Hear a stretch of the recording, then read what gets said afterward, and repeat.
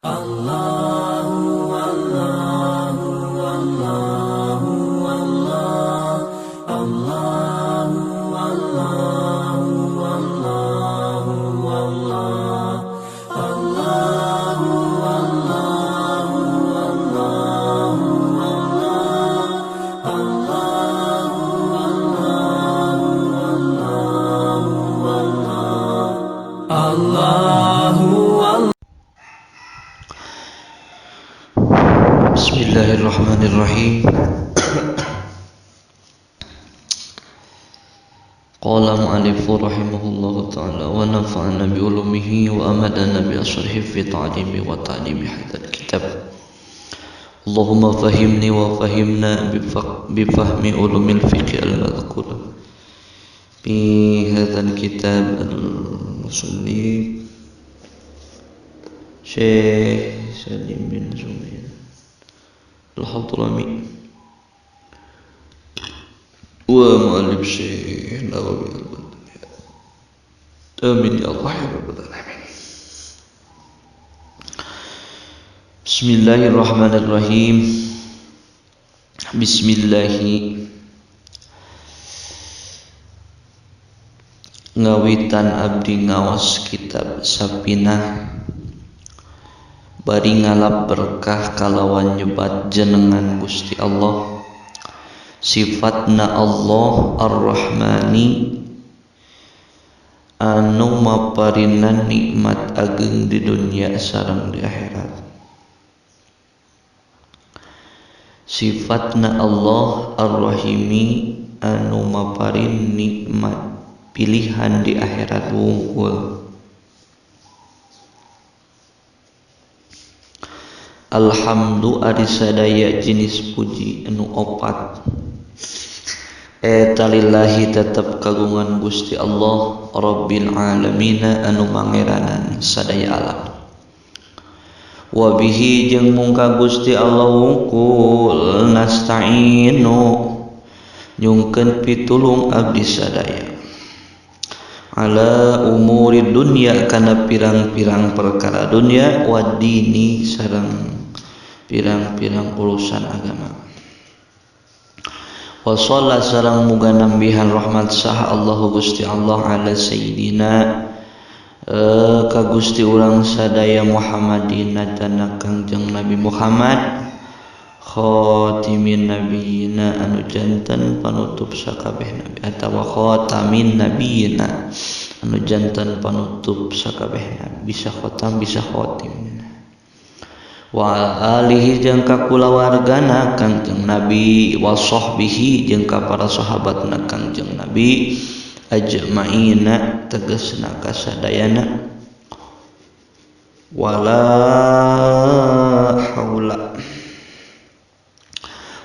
haula jeung teu aya kakiatan wala haula jeung teu aya daya upaya nyingkahan gawe maksiat ka Allah gitu. Wala quwata jeung teu aya kakiatan pikeun taat ka Allah illa billahi angin kalawan pitulung Allah al-ali anu maha luhur itu Allah, al-azim itu anu maha agung itu Allah.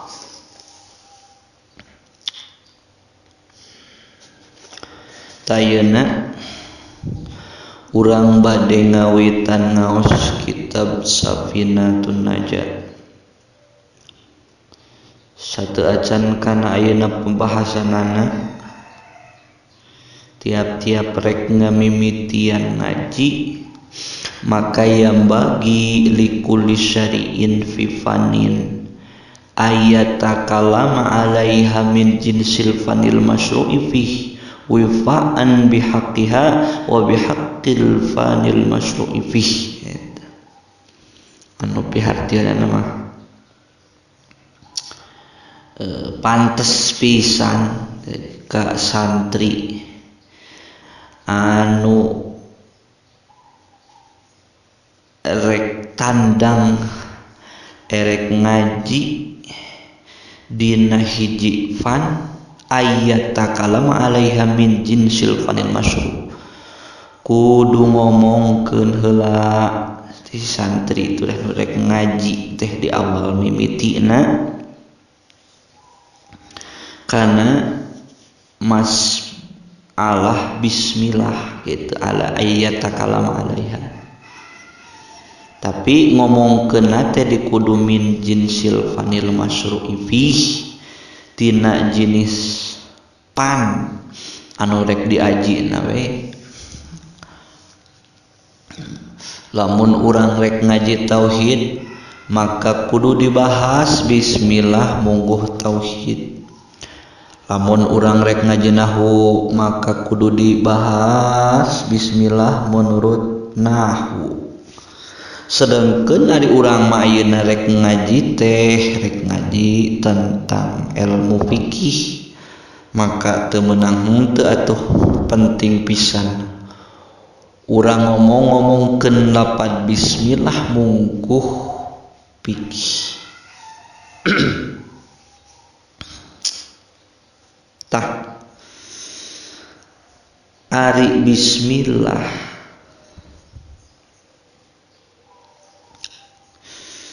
tapi ayeuna pertanyaanana kunaon atuh make kudu jeung dibahas sagala dimimitina lafaz bismillah teh gitu. Nya sababna mah wipaan we meureun. Wipaan bihaqiha pan tadi nya. Hiji nyumponan urang kana hakna bismillah. Kadua wifaan bihaqqil fanil masyru'i fih sabab nyumponan kana hak fan ilmu anu rek diaji. Tayeuna urang rek ngaji ilmu fikih maka kudu ngabahas bismillah na oge tina jenis ilmu na nyatana tina segi fikihna gitu. Jadi kieulah maca bismillah hukumna teh disunatkeun dina sakabeh perkara-perkara anu ngabogaan tingkah anu bagus alus.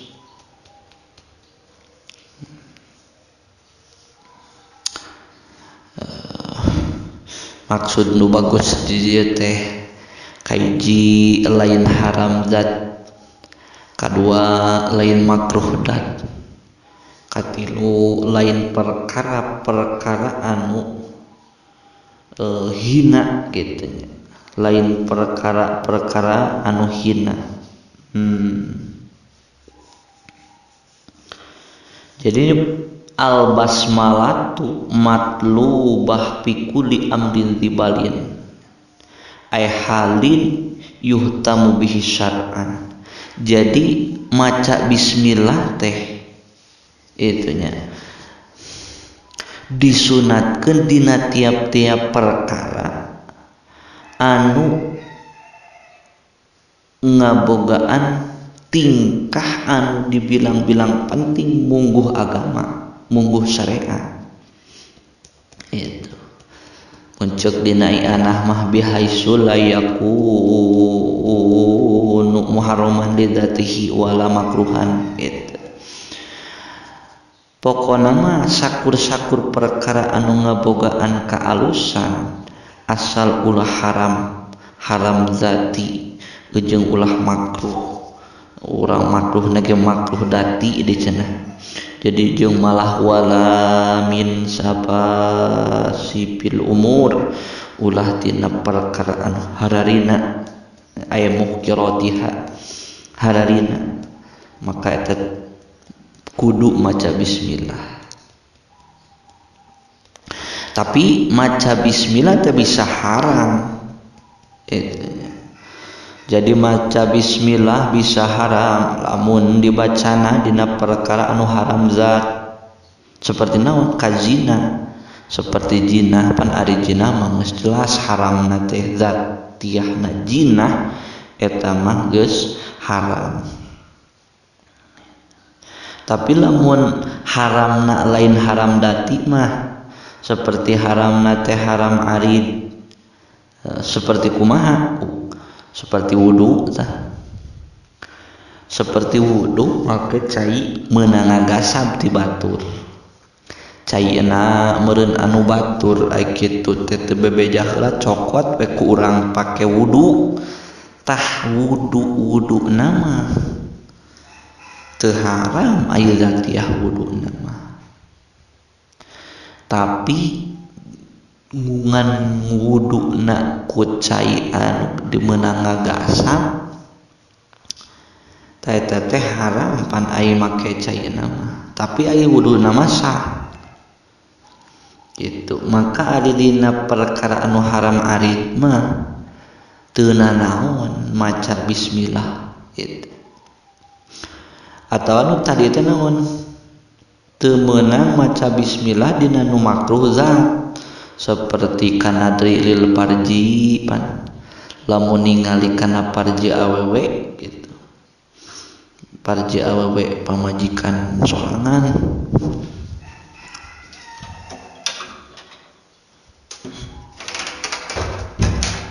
tah ari ningali kana parji awewe pamajikan sorangan maksudna mah tah eta mah teu nanaon teu nanaon teu kenging eta mah teu meunang maca bismillah sabab termasuk kana makruh zatiahna memang ningali kana parji pamajikan mah hukumna makruh.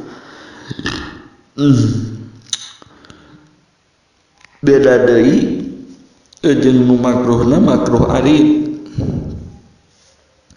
seperti kumaha ka aklil basol cenah seperti ngadahar bawang.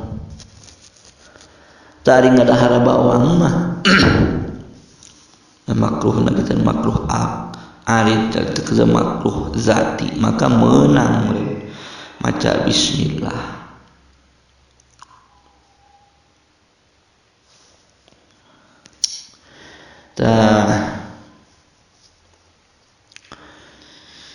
Jadi kitu tambahan hukum-hukum nama maca bismillah teh gitu.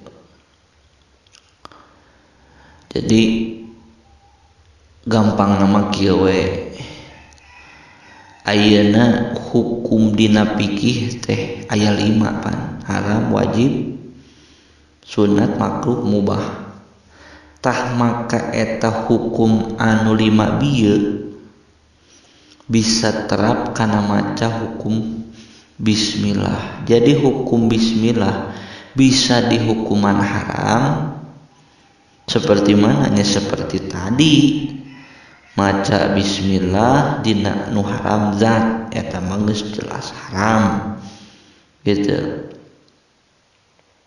Wajib aya bismillah nu wajib mana contohna urang ngalikeun karek salat eta mah pan urang wajib da maca bismillah teh ceuk Imam Syafi'i mah bismillah teh kaasupeun kana Fatihah eta.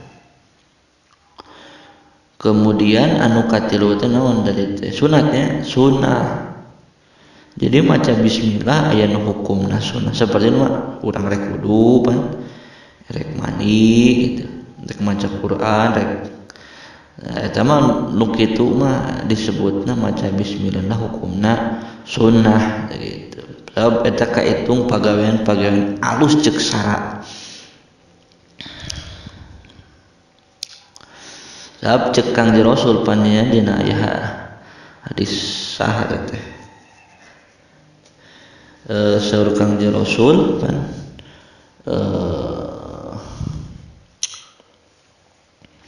kullu amrin dzibalin la yubda'u bihi bi bismillahirrahmanirrahim fa huwa abtar au aqta au ajdam gitu. Sakur perkara dzibalin ai balin mah maksudna mah ngabogaan hate teh eta nu tadi teh ya perkara anu ngabogaan nu diitung-itung nya gitu alladzi yuhtamu bi syar'an anu diitung-itung bagus ceuk syara gitu.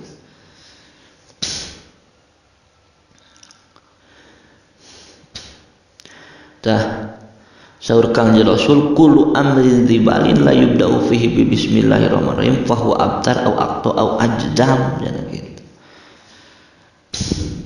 aya riwayat menyebutkan abtar pahu abtar, aya riwayat anu menyebutkan akto, aya riwayat anu menyebutkan ajdam.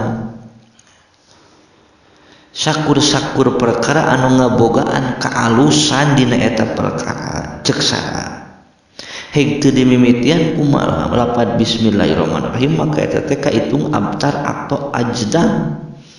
Naon ari abtar, ari abtar maqtu'uz zanab ai abtar mah nya sok diartosana teh nya nu potong buntutna. Ai akto man qata'at yadahu jelma anu potong leungeunna erek duanana leungeunna erek hiji gitu. Ai ajdam mah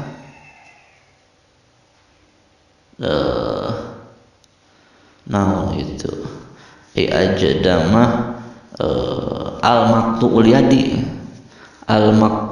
yadu jadi anu potong leungeunna ai ceuk sakaolna mah cenah teh az-zahibul anam jadi anu leungit pirang-pirang dari jina dari ji teh jari-jari leungeunna gitu. Coba kencek santri mah tasbih balik cenah teh.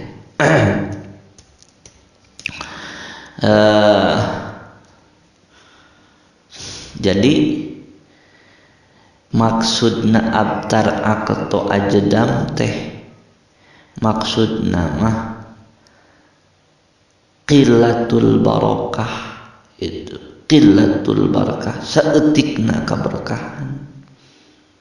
Oh gitu, saeutikna kaberkahan.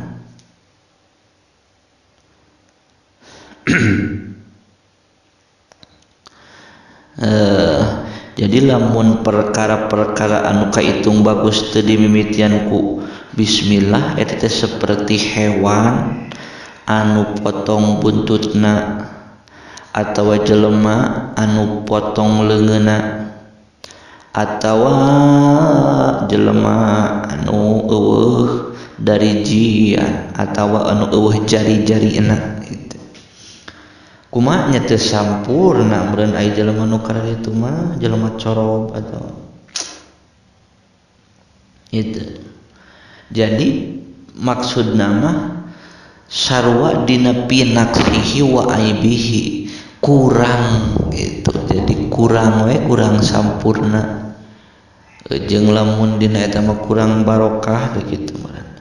Mangkani ieu mama musannif rek ngirang ngadek ngarang kitu. Lamun teu dimimitian ku bismillah atuh moal barokah meureun. Dina pada moal loba manfaatna bakal saeutik manfaatna. Ayeuna lamun urang dahar heg teu dimimitian ku bismillah maka saeutik kamanfaatanna kabarokahanana.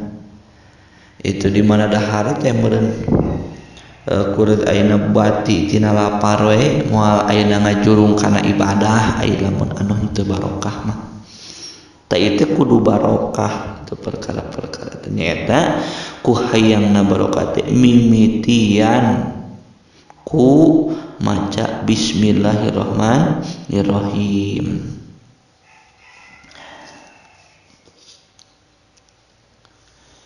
Malah pannya saur Syekh Nawawi Al-Bantani mah ieu dina tengah-tengahna khawas khususiat bismillah teh di antarana iza talahasasun inda naumi ihda wa isrina maratan itu sing saha jalma anu maca kana aya bismillah 20 hiji kali nalikeun karek sare maka eta jalma teh bakal diamankeun cenah tina setan dina peuting eta teh diamankeun imahna tina nu maling gitu dina peuting eta teh jeung diamankeun tina maot goreng tina maot ngadadak cenah dina peuting eta teh jeung tina sakur-sakur balai we matak 20 hiji kali cenah dibacana teh.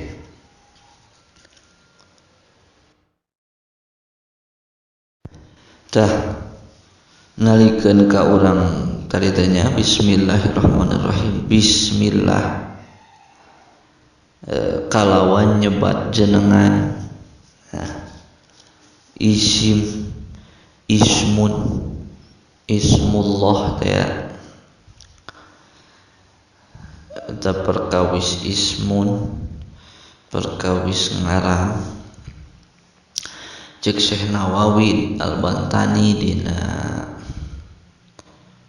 kitab Nihayatul Zen, pertama kali pembahasan bismillah cek Syekh Nawawi, aksamul ismi gitu asana, aksamul ismi tis'atun. Jadi pembagian isim teh aya salapan aja Syekh Nawawi.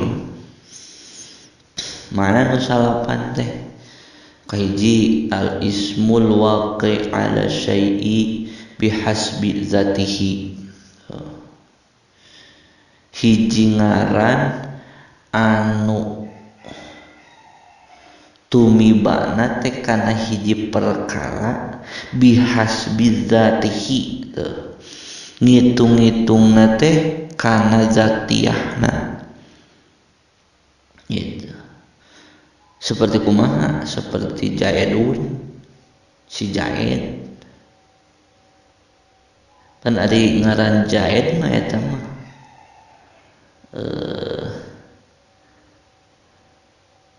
hiji ngaran kana zat nu tangtu pan. Eta mah ngaran Jaid mah eta ngitung kana zatiyahna, zatun musyakhashah yusama bija anu ngadengaranan Jaid teh si Jaid teh. Nu kadua ismu teh isim teh ngaran teh al-waqi' ala syai' bihasabi juz'in min ajja'ihi, itu min ajja'i zatihi kal jawahir lil jidar wal naon jisim masana. Jadi hiji ngaran anu tumiba eta ngaran teh kana hiji barang, ngitung-ngitung kana bagian tina pirang-pirang bagian zat. Seperti misalnya teh seperti johar, itu johar tina temok misalnya teh bagian tina temok, atau johar tina jisim. Johar namanya johar pirid eta namanya johar murakkab teh. Pokona mah nu ngabentuk kana jisim teh pan terbentuk tina johar teh anu tadi. Eta disebut ngaran anu tumibana teh kana bagian tina pirang-pirang bagian hiji zat. Kemudian nu katilu nu disebut ngaran teh aya al-waqi', al-waqi' ala syai'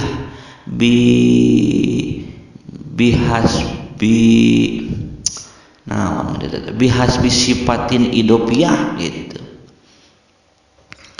Jadi aya ngaran anu tumibana teh kana hiji perkara berdasarkan ngitung-ngitung kana sifat bangsa idopiyah, bangsa idopan, bangsa sandaran.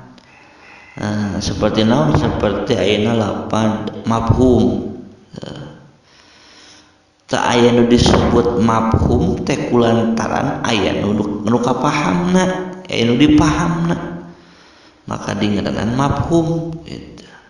Seperti maklum, terus disebut ngaran maklum teh kulantaran aya maklumatna, aya anu dipikanyahona. Itu tadi disebut ngaran anu ngitung bihasbi sifatin idopiyah. Tilu katanya nu kaopat nama aya isim al-waqi' ala syai' bisababi ka sabaraha modan ka alimanya ieu nama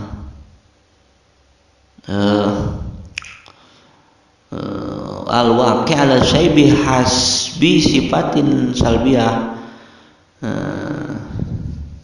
Jadi hiji ngaran anu tumibana teh kana hiji benda ngitung-ngitung kana sifat salbiyah, sifat anu bangsa kapocot, sifat anu bangsa kalaan tina eta perkara seperti kumaha sifat bangsa eueuh lah kitu nih. Seperti kumaha seperti pakir. Lapan pakir teh ngaran ka hiji benda, ka hiji perkara nu ngitung-ngitung kana sifat nu eueuh di dina. Sifat nu eueuh sifat beunghar.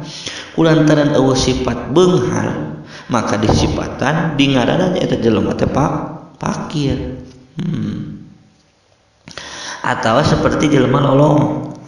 Jelema lolong di ngaranna lolong teh kunaon? Kulantaran sifat salbiyah. Sifat salbiyah sifat bangsa eueuh. Sebut lolong teh lain ayana buta tapi eueuhna ningali disebut lolong eta teh gitu. Tersebut al-ismul waqi'u wal al-waqi'u ala syai'i bi hasbi sifatin salbiyatin gitu. Ngitung-ngitung kana sifat salbiyah di ngaranan pakir teh kulantaran aya sifat nu eueuh. Naon sifat bangsa eueuhna?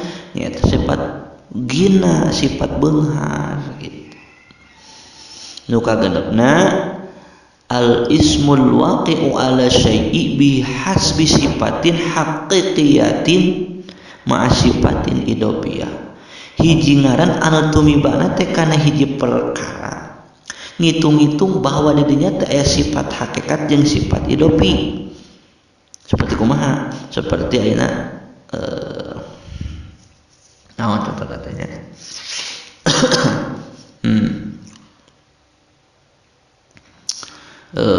jelema pintar mun bahasa Arab nama alim lah itu. Ta jelema alim disebut di ngaranan alim jelema pintar teh sabab aya ilmu itu. Ilmu disebut sifat hakikiyah. Ilmu teh anu dipikanyahona disebut sifat idopiyah. Kulan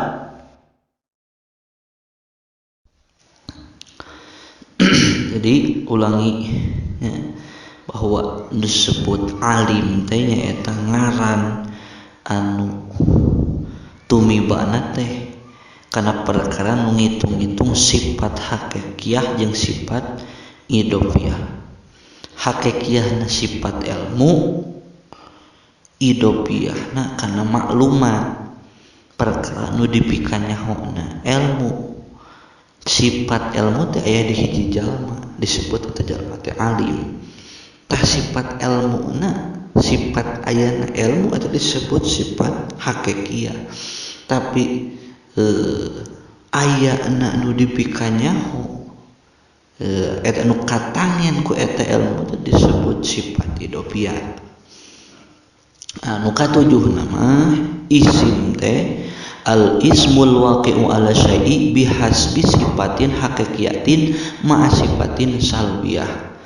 Jadi hiji ngaran anu tumibana teh kana perkara ngitung-ngitung sifat hakikiyah jeung sifat salbiyah. Jadi disebut kitu teh sabab aya sifat hakikiyahna aya sifat salbiyahna aya. Mana seperti ayana sifat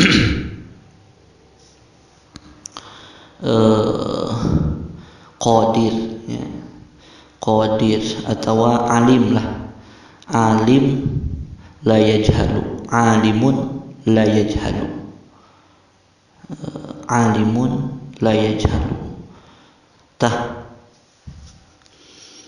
sifat alim teh tadi tanya sifat ilmu teh sifat hakikiyah. Dina sifat ilmu teh aya sifat salbiyah mana eueuhna bodoh la yajhalu. Jadi eueuhna bodoh jeung ayana ilmu eta teh ngasupkeun kana hakikiyat jeung salbiyah gitu. Seperti wajibul wujud lah. Sifat wajibul wujud teh nu aya sifat aya disebut sifat hakikiyah, eueuhna atawa mustahilna eueuh eta disebut sifat salbiyah. Nu kadalapan mah al ismul waqi'u ala syai'i bi hasbi sifatin idofiyatin ala sifatin salbiyah. Jadi nu kadalapan mah hiji ngaran anu tumibah ka hiji perkara ngitung-ngitung sifat idofiyah jeung sifat idofiyah anu eunteup dina sifat salbiyah seperti lapan awal teh eta teh hiji bahasa tina kabuktosana eta benda teh ngaheulaan batur disebut awal teh. Jadi ulanginya misalnya aya 2 jelema, si Zaid anu awal, si Bakar anu kadua. Si Zaid disebut disebutkan Zaid nu awal. Tah si Zaid teh kasifatan ku sifat awal sabab manehna teh ngaheulaan umat, ngaheulaan Bakar. Itu. Jadi sifat apa innahu ibaratun an kauni sabikon ghairuhu. Sabab si Zaid disebut awal sebab miheulaan batur, maka itu disebut sifat idopi. Sifat idopiyah disandarkeun ka batur ya sifat ieu teh. Tapi netepan dina sifat salbiyah.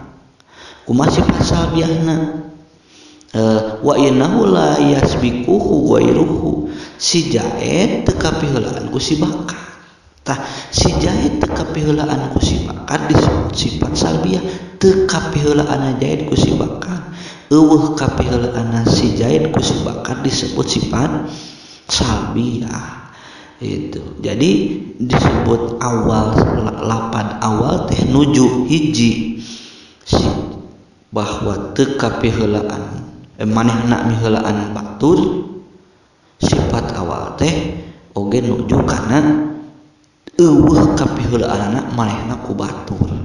Maka didinya ngaran awal dia teh ngitung-ngitung kana sifat hakikiyah jeung sifat salbiyah. Sifat idofiyah jeung sifat salbiyah. Anu terakhir nu kasalapan al ismul waqi'u ala syai' bihasbi majmu'is sifatin haqiqiyatin wa idofiyatin wa salbiyatin. Jadi hiji ngaran anu tumibana eta ngaran teh ka hiji zat ku ngitung-ngitung bahwa eta perkara teh ngumpulkeun kana sifat hakiki, sifat idofi, sifat salbi. Itu sifat hakikiyah, sifat idofiyah, sifat salbiyah. Dihitung eta sifat-sifat tepikeun ka eta perkara dingaranan berdasarkan eta sifat. Seperti lapan ilahun.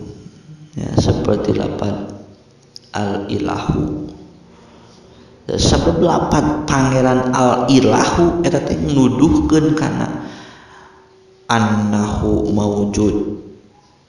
Ya, berarti maujud lagi azalian. Allah teh pangeran teh ayana bangsa ajali, wajib aya zatna natepan sifat-sifat salbiyahna itu. Jadi lapan nalikeun ka disebut lapan ilahun al-ilahu, maka eta nuduhkeun kana yen pangeran aya wajib ayana zatna tanah sifat bangsa hakikiyah dan wa ala sifati salbiyah adalah ala tanji, karena sifat salbiyah dibersihkeun pan ketika disebut al-ilahu. Wa ala sifatil idofiyah adalah ala ihya'i wa takwin. Dan jeung sifat idofiyahna yen Allah anu nyiptakeun, yang Allah anu mahirupkeun. Wallahu alima ala dzatil wajibil wujud Allah uninga sifat hakikiyata Allah anu uninga kana zat anu wajib ayana itu. Jadi sifat Allah nami Allah mah hiji ngaran al ismul waqi'u ala syai' bihasbi majmu'i sifatin haqiqiyatin wa idofiyatin wa salbiyatin. Eta teh matak tadinya lapan bismillah.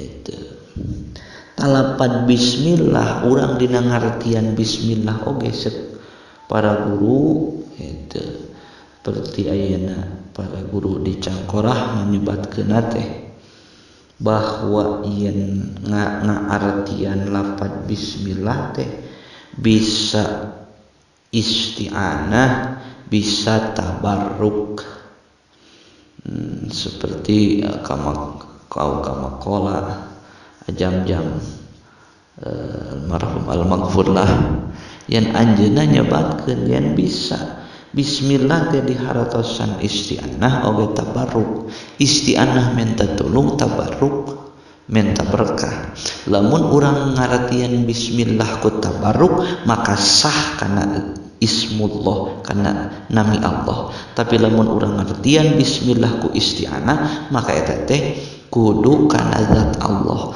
lamun kana sifat Allah kana ngaran Allah maka eta bisa kafir seperti kieu lamun urang tabaruk ngartian bismillah bismillahirrahmanirrahim bismillahi ngawitan abdi ngaos kana ieu kitab sapina bari ngana berkah kalawan nyebat jenengan Gusti Allah kalawan nyebat jenengan Gusti Allah eta mah kana ngaran tabaruk lamun isti'anah bismillahi ngawitan abdi ngaos kana ieu kitab sapina kalawan bari nyungkeun pitulung ka zat anu dingaranan Gusti Allah ka zat lain kana ngaran. Kalau bisa musyrik lamun kana ngaran